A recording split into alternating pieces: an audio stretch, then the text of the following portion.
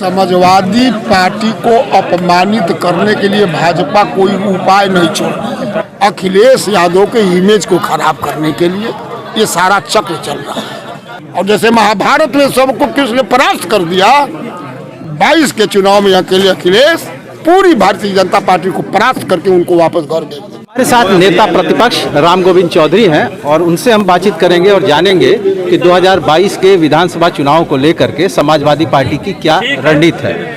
राम गोविंद चौधरी से हम ये भी पूछेंगे कि जिस तरीके का वाद विवाद आजकल की राजनीति में चल रहा है इतर कारोबारियों को लेकर के, उस पर समाजवादी पार्टी का क्या स्टैंड है। राम गोविंद जी, आपसे हम ये जानना चाहेंगे कि 2022 को लेकर के आज एक कैलेंडर जारी किया गया है, इसके बारे में अगर हम आपसे जानना चाहें कि आखिर इस कैलेंडर के जरिए क्या आप लोगों के बीच संदेश देना चाहते हैं। हम जब युद्ध में जाते हैं तो अपने देवी देवताओं को प्रणाम करके जाते हैं। समाजवादी विचारधारा के लोगों के लिए ये देवी देवता के समान, हम इनको आज प्रणाम किए हैं और इनको प्रणाम करके हम युद्ध के मैदान में जा रहे हैं। ऐसे योद्धाओं से लड़ना है जो तानाशाह हैं, तो निर्मम है, हृदय उनके पास नहीं है, केवल जनता को ठगने का काम कर रहे हैं, झूठ रात दिन बोल रहे हैं।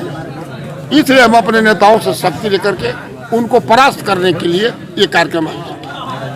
अभी अगर बात करें तो इतर कारोबारियों पर लगातार रेड पड़ रहा है, इसको लेकर के एक अलग तरह का विमर्श राजनीति में उभर पड़ा है। समाजवादी पार्टी बीजेपी पर हमलावर हो रही है, बीजेपी समाजवादी पार्टी पर हमलावर हो रही है। इन सब के बीच नेता प्रतिपक्ष होने के नाते आपका क्या स्टैंड है। समाजवादी पार्टी हमलावर नहीं हो रही है। समाजवादी पार्टी को अपमानित करने के लिए भाजपा कोई उपाय नहीं छोड़ रही है। थोड़ा विस्तार दीजिए, कैसे अपमानित कर रही है। जैसे जब किसानों पर गोली चली, अखिलेश यादव जाना चाहते थे, उनको घर से बाहर नहीं होने दिया। लखीमपुर में किसानों को कुचल करके भारतीय जनता पार्टी के नेता के लड़के ने मार दिया। वहाँ माननीय अखिलेश यादव जाना चाहते थे, वहाँ जाने नहीं दिया गया। अखिलेश यादव के पीए और उनके मित्रों पर छापा पड़ा। अभी जो कन्नौज में छापा पड़ा, तो वो छापा पड़ा कि अखिलेश जी का बहुत खास आदमी है। जब छापा पड़ गया, जब इस बात की चर्चा चल पड़ गई तो भाजपा ही है, तो उनके पूरे माल को टर्नओवर कर दिया गया। सब कैश उनको वापस कर दिया गया।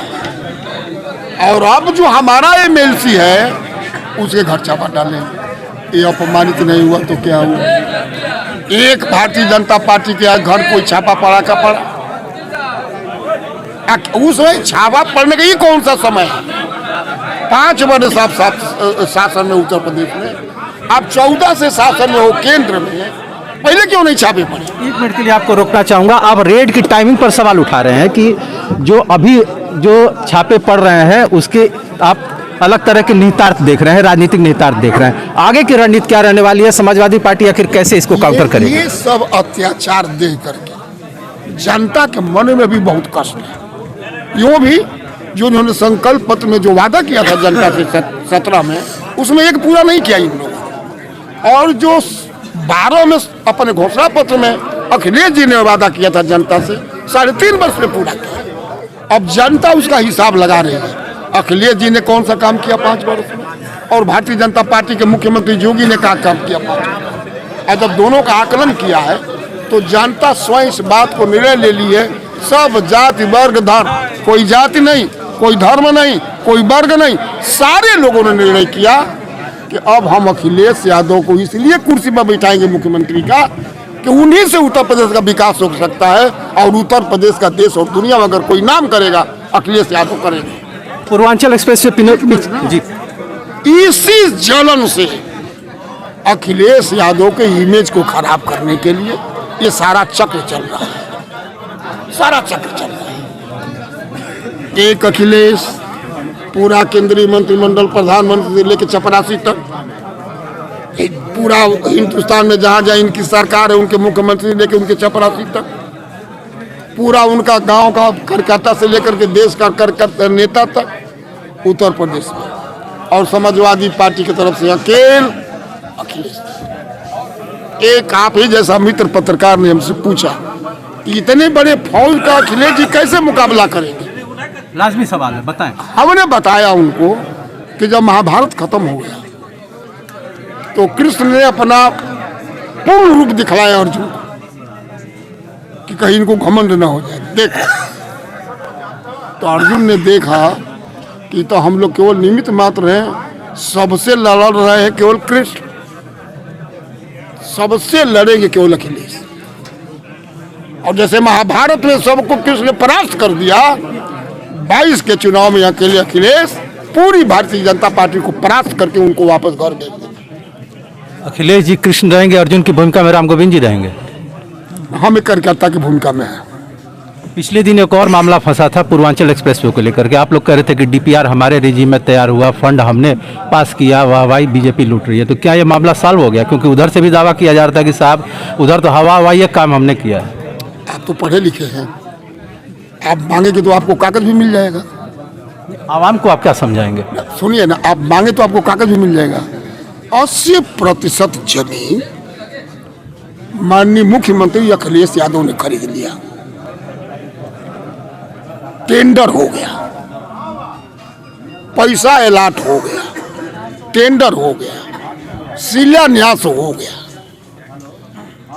तब तक तड़ाक जो है 3 महीना पहले इसी भारतीय जनता पार्टी ने 4 महीना पहले ये अधिसूचना जारी कर दिया, चुनाव का आचार संहिता लगा।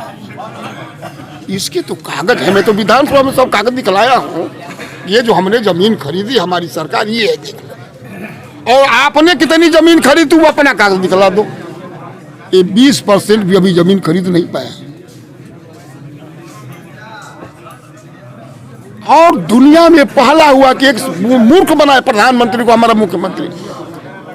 भाई उद्घाटन कर रहे थे प्रधानमंत्री, जिस चीज का शिलान्यास हो गया हो, एक मुख्यमंत्री कर दिया हो, तो संविधान और नैतिकता के विरुद्ध में जाकर के प्रधानमंत्री उसी चीज का शिलान्यास कर।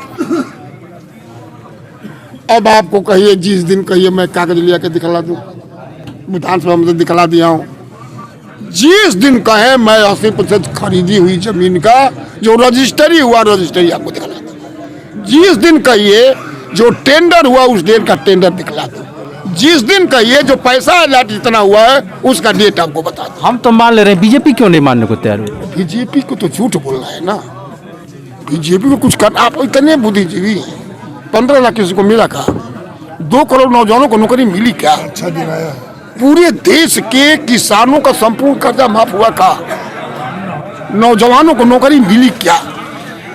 मुख्यमंत्री अखिलेश यादव ने फ्री दवाई किया, फ्री जांच किया, 108 लिया, 102 लिया। आप जाके देखिए पैरासीटामॉल को छोड़ कोई दवाई हॉस्पिटल में है क्या? इन बातों को ढकने के लिए अब चूंकि प्रधानमंत्री हैं, बड़े हैं, माफ करिए आप नहीं,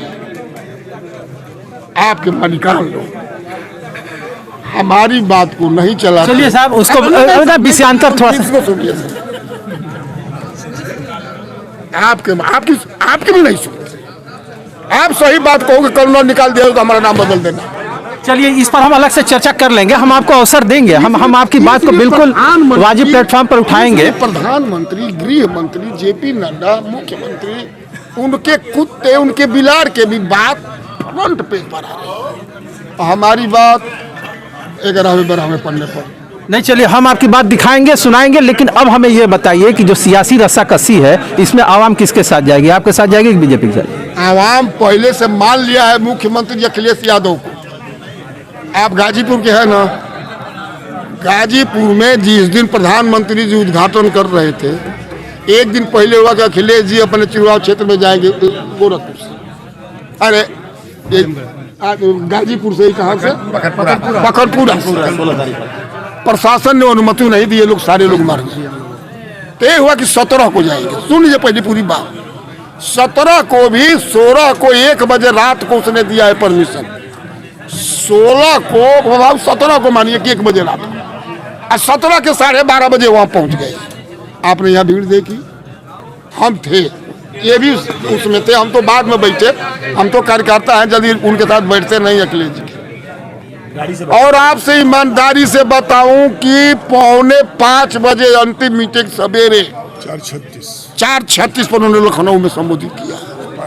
जो आदमी 12 बजे दिन से 5 बजे सवेर तक पूरा दिन पूरी रात ऊपर छत पर चढ़ के भाषण दिया हो, नीचे आ रहा है तो आपसे बात कर रहा है सारा पत्रकार लोग, ऐसा कोई देश में नेता है का फाट के मर जाएगा।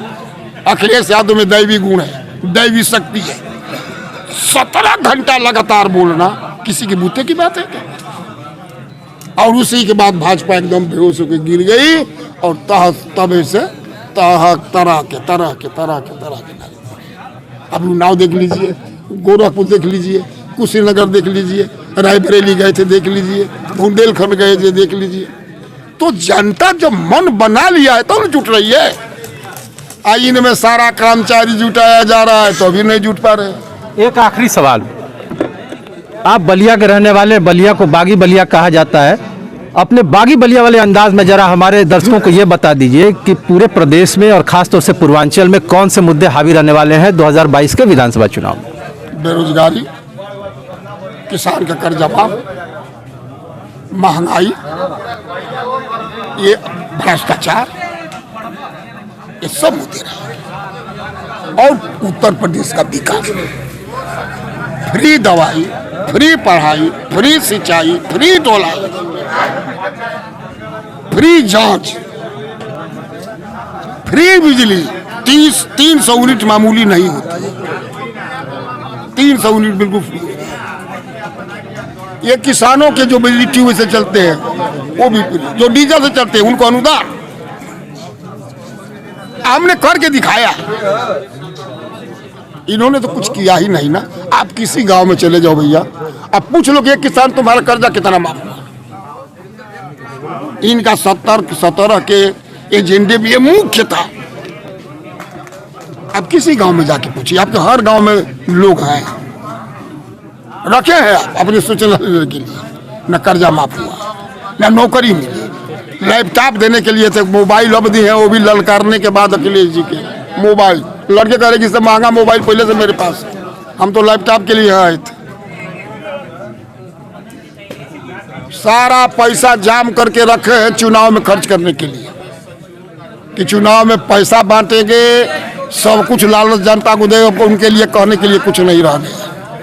लेकिन जनता ने मन बनाया है कि चाहे तुम कुछ भी करो, सब जाति वर्ग धर्म के लोग ने यह मन में बैठा लिया है कि चाहे कुछ भी करो, कुछ भी बांटो, हम समाजवादी पार्टी को सरकार बनाएंगे, अखिलेश जी को मुख्यमंत्री बनाएंगे और उत्तर प्रदेश के देश के शिखर को पहुंचाएंगे विकास के रास्ते। हमसे बातचीत करने के लिए बहुत बहुत शुक्रिया। बहुत धन्यवाद। तो ये थे नेता प्रतिपक्ष राम गोविंद चौधरी, जिन्होंने बताया कि आवाम ने मिजाज बना लिया है परिवर्तन को लेकर के और 2022 में उनकी सरकार बनने वाली है। हम फिर किसी राजनीतिक हस्ती के साथ ऐसी ही बातचीत लेकर के आप सबके बीच आएंगे। तब तक देखते रहिए NBT ऑनलाइन।